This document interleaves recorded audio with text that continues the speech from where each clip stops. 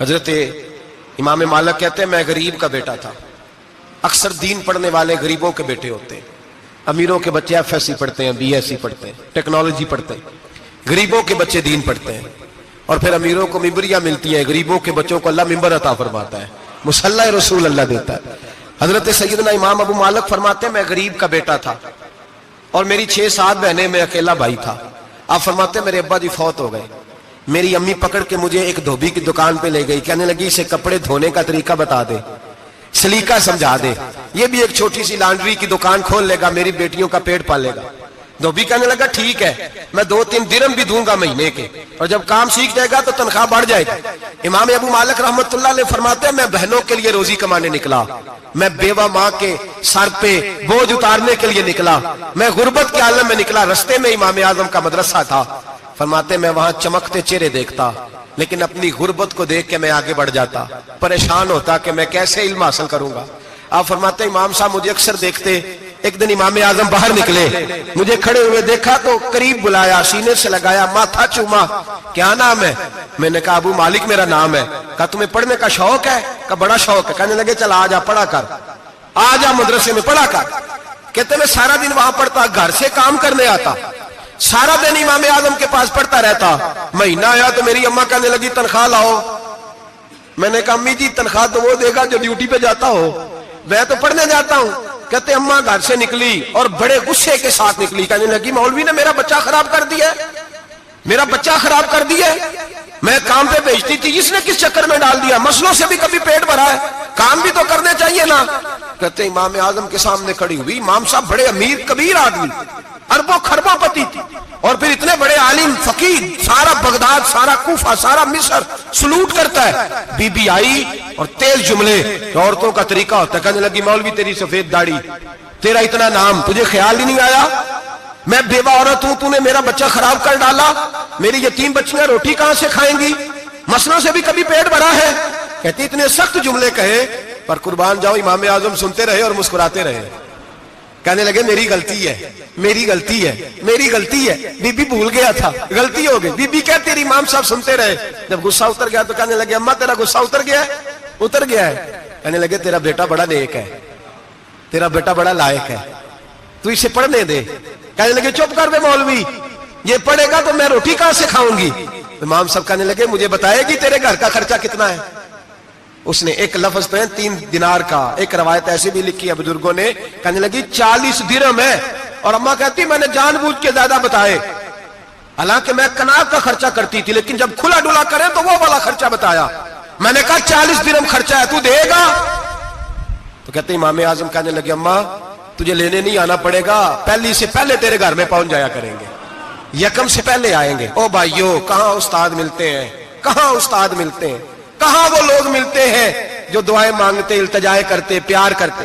گزر گیا وہ دور, اب تو سوٹ لینے کا دور ہے, مٹھائیاں لینے کا دور ہے, ہاتھ ڈلوانے کا دور آیا ہے. اب کون پوچھتا ہے, اب تو پوچھتے ہیں تو میرے لیے کیا لایا ہے. حضرت سیدنا امام اعظم ابو حنیفہ رحمت اللہ علیہ 1 دن نہیں, 2 دن نہیں, 4 دن نہیں, 5 مہینے نہیں, 20 سال تک, کہنا آسان, بولنا آسان, سننا آسان, 20 سال تک امام ابو مالک کے گھر میں خرچہ دیتے رہے, وہ پڑھتے رہے.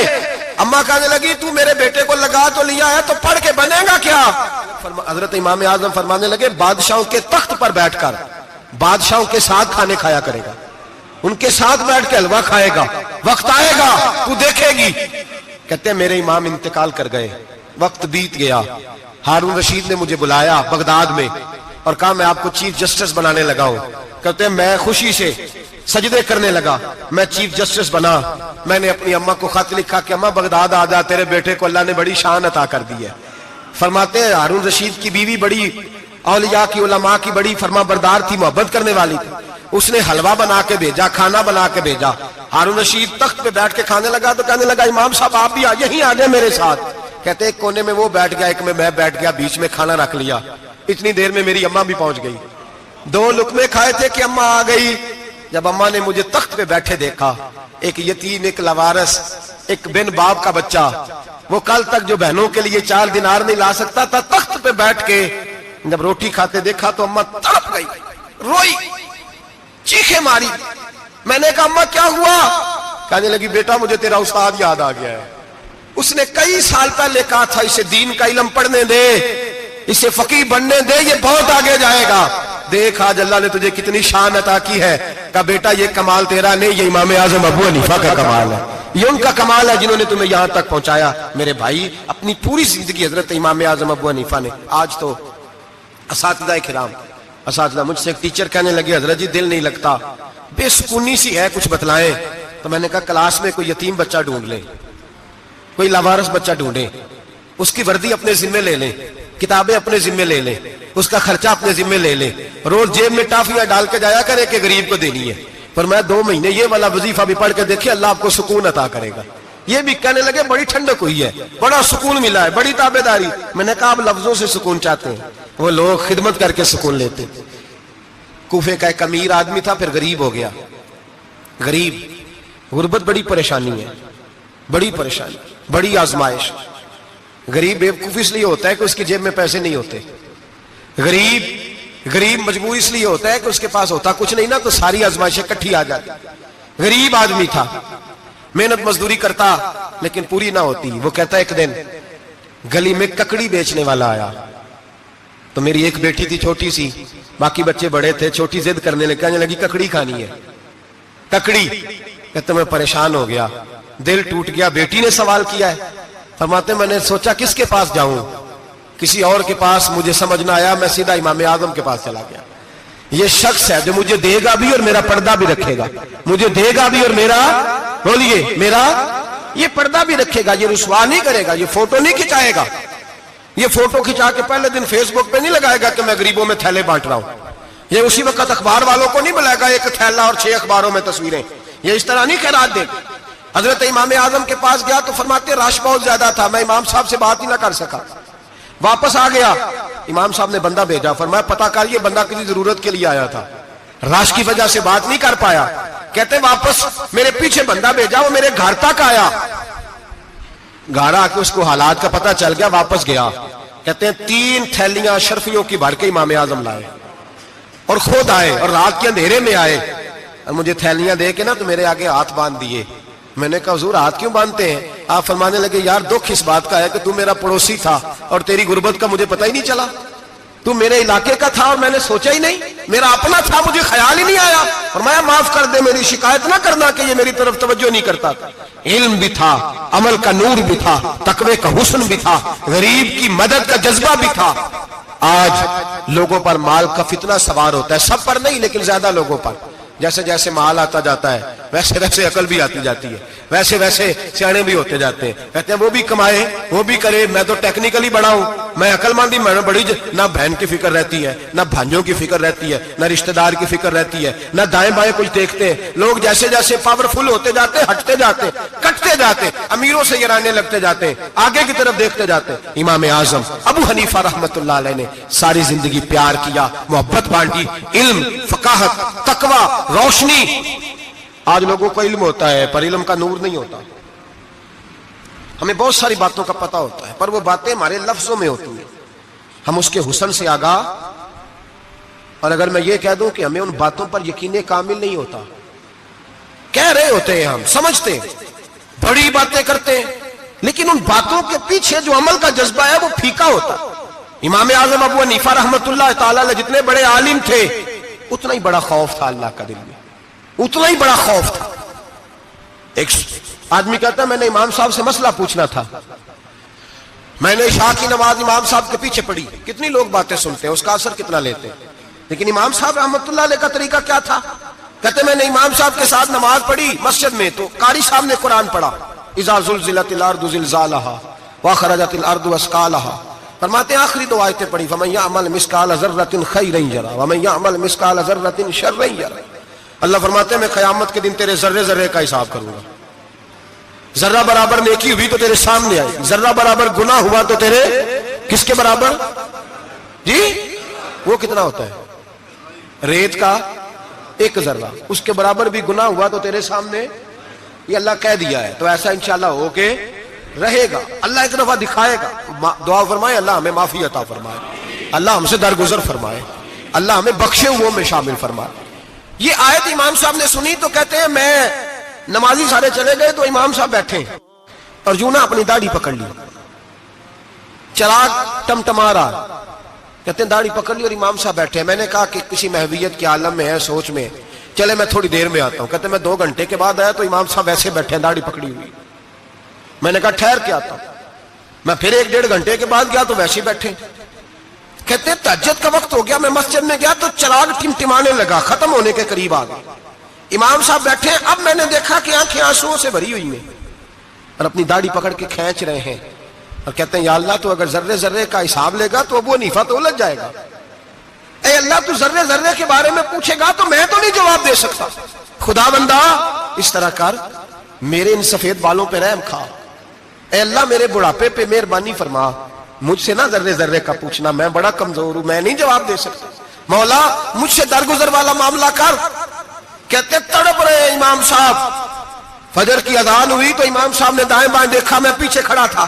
میں نے کہا حضور ساری رات ہی گزر گئی, آپ ایک آیت سن کے پریشان رہے اور میں روزانہ 20 تقریریں سنتا ہوں, درجنوں حدیثیں سنتا ہوں, مجھے تو اثر نہیں ہوتا.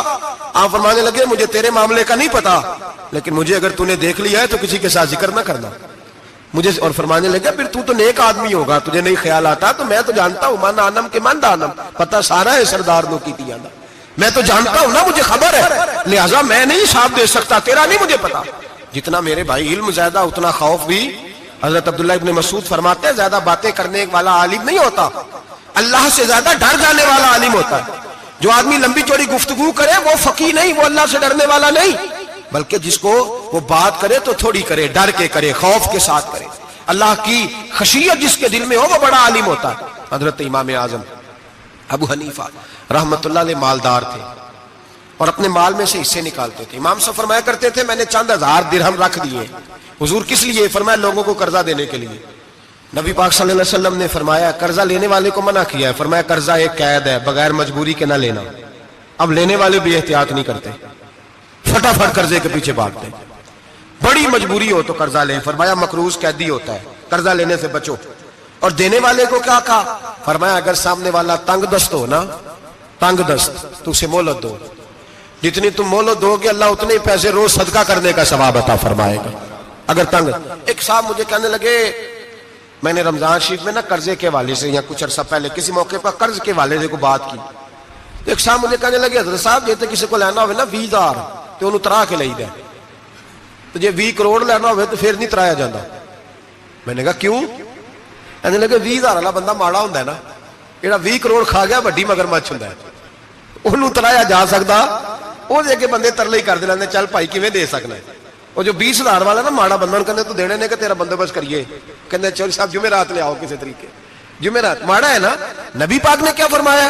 حضور نے فرمایا تجھے پتہ چل جائے کہ تنگ دست ہے تو مہلت دے, جتنے دن تو اس سے پیسے نہیں لے گا اتنے پیسے روز صدقہ کرنے کا ثواب دیا جائے. اب لوگ جو تگڑی موٹے مگرمچھ ہیں ان کو مہلت دیتے ہیں, وہ کہتے ہیں جا جتوں لب دے لے, پھر کہتے ہیں نہیں آپ بتائیں آپ کیسے دے سکتے. اور ماڑا بندہ انہیں 2,000 دینا ہے دکان کا, اس کو دکاندار کہتا ہے کل سائیکل لے کے تب گزرنا میرے آگے سے اگر پیسے دینے ہیں تو میں نے سائیکل رکھ لینا. ڈرنا چاہیے اللہ پاک, ہمیں پتا ہوتا ہے سامنے والا غریب ہے, تنگ دست ہے, مجبور ہے, اسے مہلت دینی. امام صاحب کہتے ہیں میں نے کچھ پیسے رکھے ہوئے تھے, پس منظر یہ تھا کہ غریب لوگ آتے ہیں تو میں ان کی مدد کروں گا. امام اعظم ابو حنیفہ نے ایک بندے سے پیسے لینے تھے اور حال یہ تھا کہ آپ دھوپ میں کھڑے تھے, ساتھ اس بندے کا مکان تھا.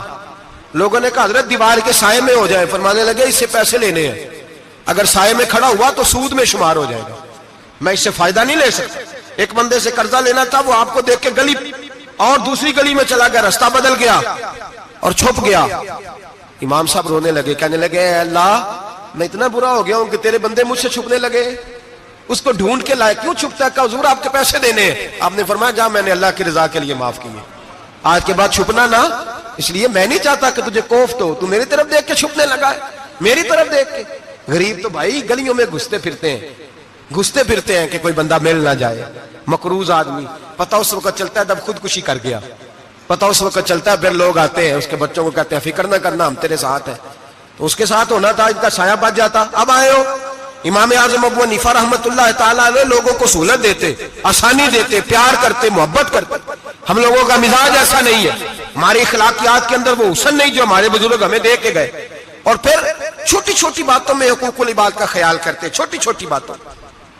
ہم تو گالی دے کے بھی کہتے ہیں نا چل کیا ہو گیا, گالی دی ہے نا. میں نے دیکھا ہے سائیکل والے کی ٹکر اگر پجارو والے کے ساتھ ہو جائے تو معافی سائیکل والے نے مانگنی ہے, کیونکہ وہ سائیکل پہ بیٹھا ہے نا, اس کی غلطی یہ ہے کہ وہ سائیکل پہ بیٹھا ہے. معافی سائیکل والے نے مانگنی ہے, پجارو والا نہیں مانگے گا. ہو سکتا ہے سائیکل والا اٹھ کے کہے جناب مجھ سے غلطی ہو گئی, مجھے پتہ ہی نہیں تھا کہ آپ تھے, ورنہ میں آپ کے آگے نہ آتا. سائیکل والا مجبور ہے کیونکہ اس کے پاس پجارو نہیں, اور پجارو والا تو شیشہ نہیں نیچے کرتا, کہتا دھوپ آئے گی, گاڑی بڑی مشکل سے ٹھنڈی کی ہے. نیچے اتر کے ملازم کہتا ہے اس کو پوچھو اگر کوئی 200-400 کا نقصان ہوا تو 500 دے دو. مزاج ہے. امام اعظم ابو حنیفہ رحمۃ اللہ علیہ عالم, حقوق العباد کا چھوٹی چھوٹی, آپ کے شاگردوں میں سے کسی کے چہرے پہ شکن آتا تو 20 بار پوچھتے کوئی پریشانی ہے میرے بیٹے کو, کیا ہو گیا. ساری زندگی سایہ دار شجر کی طرح گزاری, ساری زندگی شاگردوں پر مریدوں پر محبت کا سائبان رہا, ٹھنڈی چھاؤں رہی امام صاحب کی. امام اعظم ابو حنیفہ رحمۃ اللہ تعالی علیہ گلی سے گزر رہے تھے, لکڑی کے جوتے پہنا کرتے تھے, کھڑاؤ. ایک نوجوان بچے کے پیر پہ پیر آ گیا تو کہنے لگا امام اللہ سے ڈر جا. یہ لفظ گئے تو امام صاحب کی چیخ ہی نکل گئی. کئی گھنٹے بے ہوش رہے.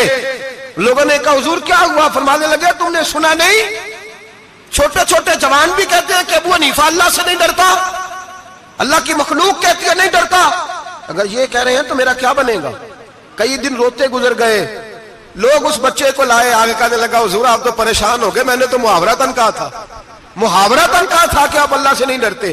فرمانے لگے بیٹے مجھے محاوروں کا نہیں پتا, جب رب کے خوف کا نام آتا ہے تو جملے سیدھے میرے دل سے جا کے ٹکراتے, سیدھے دل سے جا کے ٹکراتے. گلی سے گزر رہے, لکڑی کے جوتے پہنے, کھڑا ہوں, بارش ہے, کیچڑ ہے. ایک دیوار کے قریب سے گزرے تو تھوڑا سا کیچڑ اڑ کے نا تو دیوار پہ پڑ گیا. یہاں ٹرالی والا ساری دیوار توڑ جاتا ہے اور کہتا ہے چلو میں نے کون سا جان بوجھ کے کیا ہے. یہاں لوگوں کا گھر توڑ جاتے ہیں, کہتے ہیں چلو بتاؤ کتنا خرچہ آیا تھا. فوری طور پہ لوگ ماننے کو تیار ہی نہیں.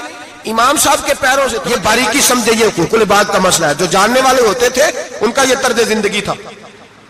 کیچڑ اڑا پیروں سے اور ایک آدمی کی دیوار پہ پڑ گیا.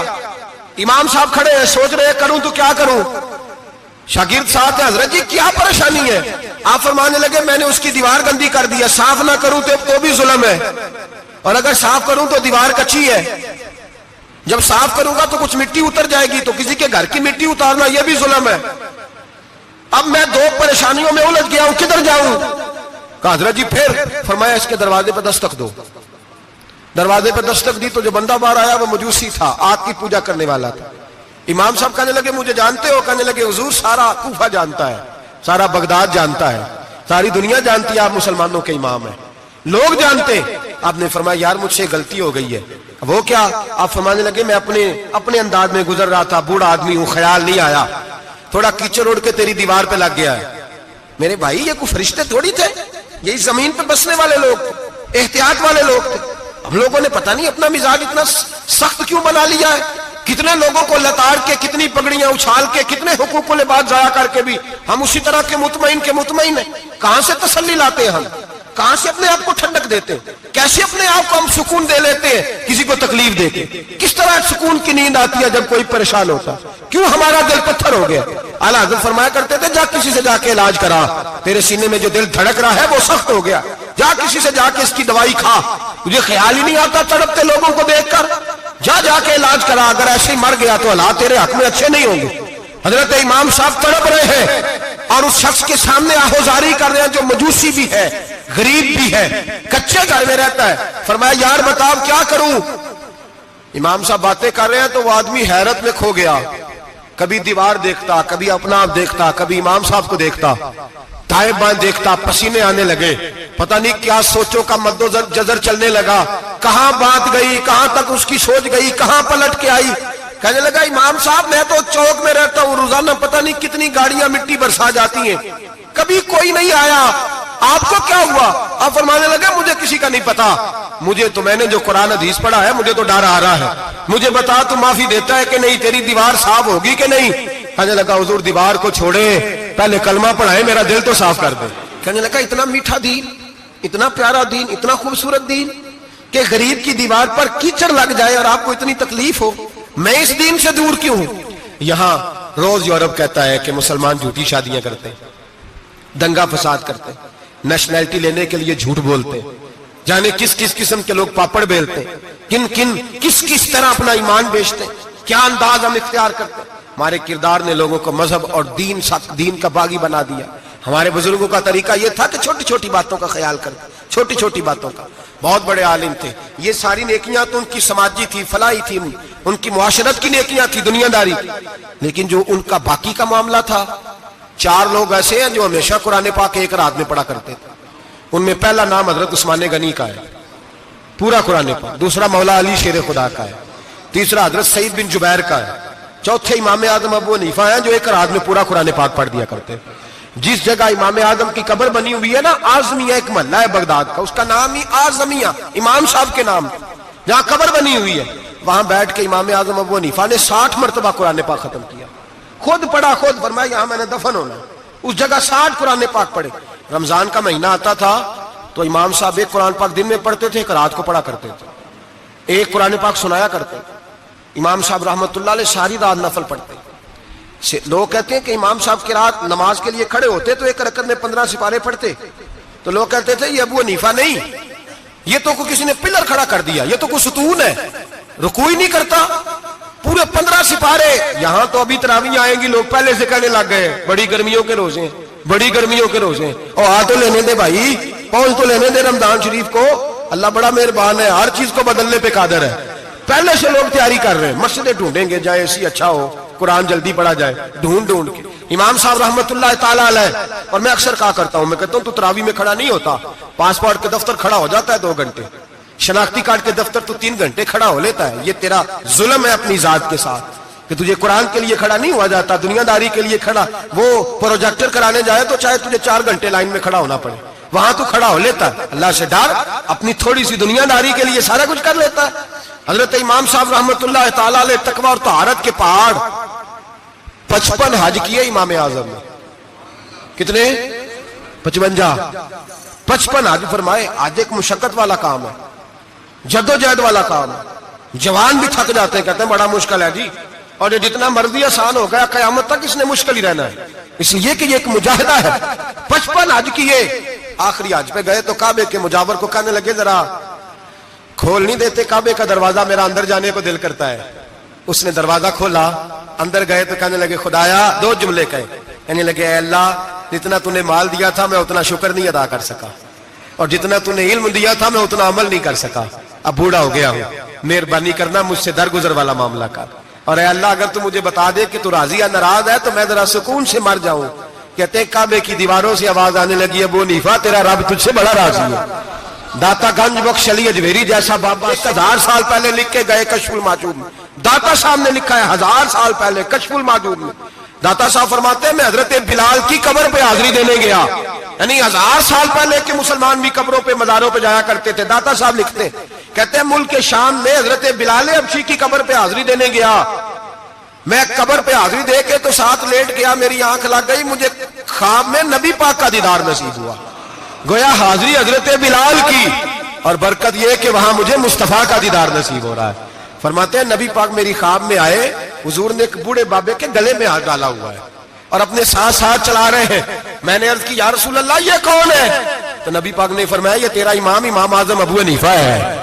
فرماتے ہیں مجھے سمجھ آ گئی کہ امام اعظم بھٹک اس لیے نہیں سکتے کہ انہیں رسول پاک نے سارا عطا فرمایا ہے، وہ بہک اس لیے نہیں سکتے کہ نبی پاک نے انہیں سارا دیا۔ داتا گنج بخش علی اجویری رحمت اللہ تعالی علیہ فرماتے ہیں کہ امام صاحب رحمت اللہ تعالی علیہ بہت بڑی شخصیت۔ امام اعظم کا پیغام کیا ہے؟